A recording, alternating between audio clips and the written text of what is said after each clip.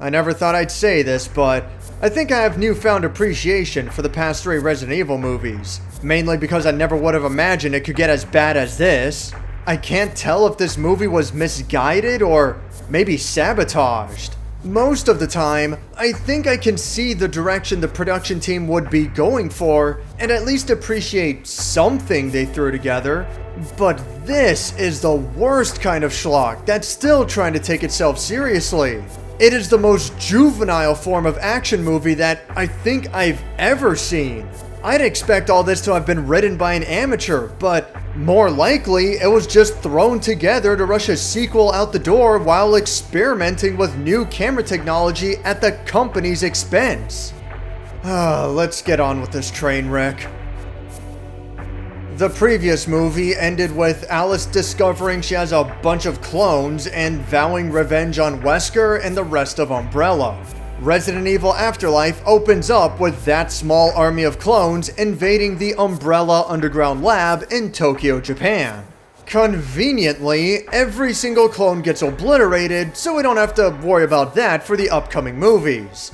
Get rid of them just as soon as they're introduced. The original Alice, our protagonist, sneaks aboard Wesker's escape aircraft. You know, there's something weird about every clone going along with this suicide mission. A lot of them died in gunfire, and Alice knew that Wesker was going to get away. She sacrificed her 20 or so clones without any remorse. And this entire sequence is done just so the end of the movie can have a callback. Yeah, that's really...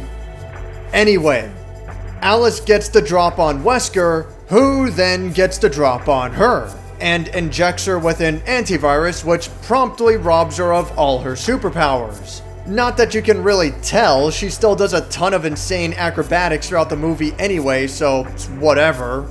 After impossibly surviving a plane crash, Alice somehow gets on another plane and heads for Alaska. Which, by the way, was part of the plot from the previous movie. She's looking for her old friends, but the town she was looking for, Arcadia, doesn't seem to exist. She runs into Claire, who has that red robot bug on her chest from Resident Evil 5. Yada yada. The two head for Los Angeles because they're heading down the coastline. They meet up with a group of random survivors who are holed up in a massive prison, and everyone is trying to get to Arcadia, which, as it turns out, was a giant ocean tanker all along. There's a lot to unpack with this one, mainly because it starts and finishes 2 major plot points before getting on with the movie proper. The sequence with the clones and the meeting with Claire occupy the first half hour before finally introducing the rest of the cast. Thankfully, everything does manage to move along smoothly. You're never in one place for too long, but it's not so disjointed as to be utterly confusing. What is utterly confusing, however, is that one little detail from the previous movie. Raccoon City was just the beginning. Within weeks, the T-virus had consumed the United States.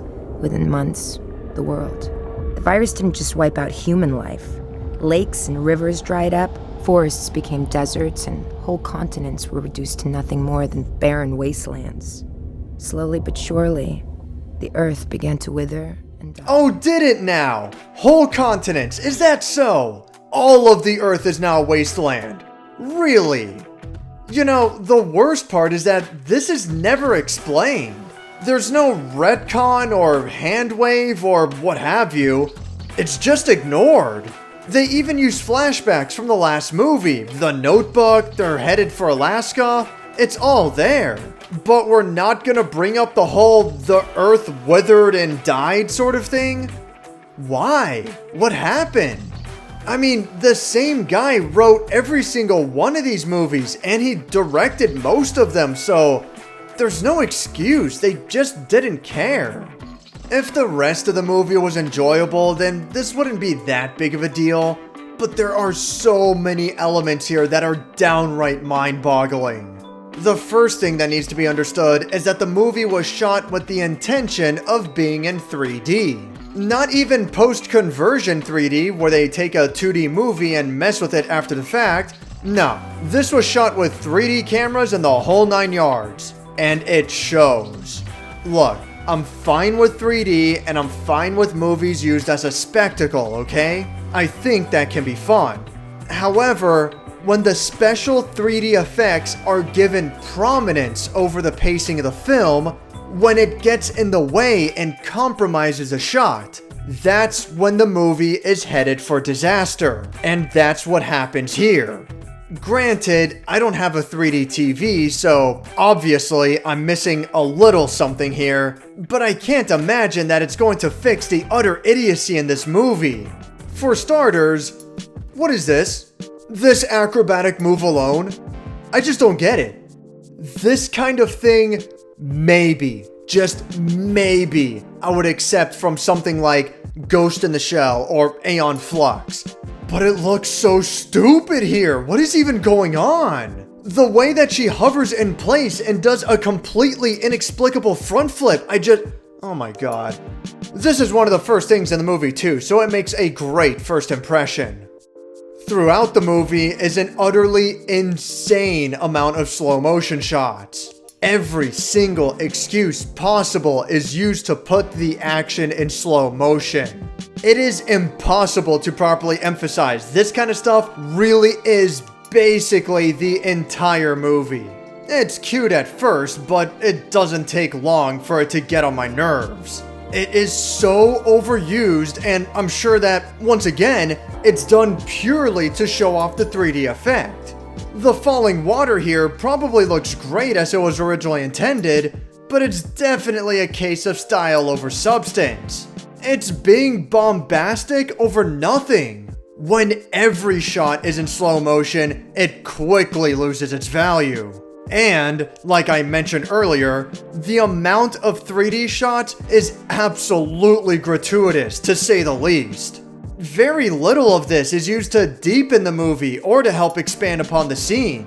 It entirely comes down to, looks cool, throw it in there. But there's so much of it that it all blends together. And when nothing stands out, it becomes boring and bland. The cast of characters are literally a bunch of red shirts. They're all meant to die and do nothing else. I kind of like the first and third Resident Evil movies for actually making an attempt at utilizing the whole cast of characters, but now? At least Claire and Chris do get some screen time, even if they are basically jobbers. Yeah, by the way, Chris Redfield's in this movie now. And he starts off in an isolated prison cell, which reminds me a little bit of Resident Evil Revelations. It's weird because this movie came out 2 years beforehand, so it's possible that Capcom provided some early information about the game to use in the movie, or maybe the movie would later go on to influence the game, or it was just a complete coincidence. I don't know, it's just weird. Anyway, yeah, everyone else has almost no depth to them, and they're all meant to die almost as soon as they're introduced. So, great. Ton of value there. If I didn't care about the characters in the first place, then I'm sure not gonna care about them when they die. Again, it's so juvenile. It's like, whoa, he got chopped with an axe, dude. It's like, who cares? Who cared about him? I didn't.